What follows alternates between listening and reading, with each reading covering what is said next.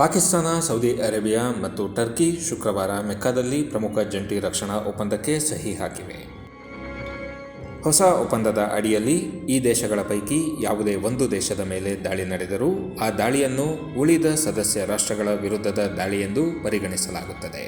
3 ದೇಶಗಳು ಮೆಕ್ಕಾ ಜಂಟಿ ರಕ್ಷಣಾ ಒಪ್ಪಂದ ಎಂದು ಕರೆಯುವ ಈ ಒಪ್ಪಂದ ಪಶ್ಚಿಮ ಏಷ್ಯಾದಲ್ಲಿ ಹೆಚ್ಚುತ್ತಿರುವ ಉದ್ವಿಗ್ನತೆ, ಭದ್ರತಾ ಆತಂಕಗಳ ಹಿನ್ನೆಲೆಯಲ್ಲಿ ಹೆಚ್ಚು ಮಹತ್ವ ಪಡೆದುಕೊಂಡಿದೆ.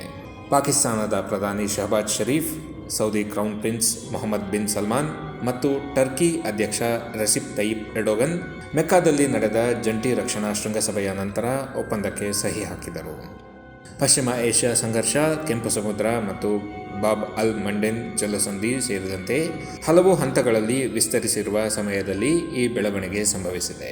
ಇದು ಗಲ್ಫ್ ರಾಷ್ಟ್ರಗಳು ಪ್ರಾದೇಶಿಕ ಭದ್ರತಾ ಸಮನ್ವಯ ಬಲಪಡಿಸುವ ಗುರಿ ಹೊಂದಿದೆ.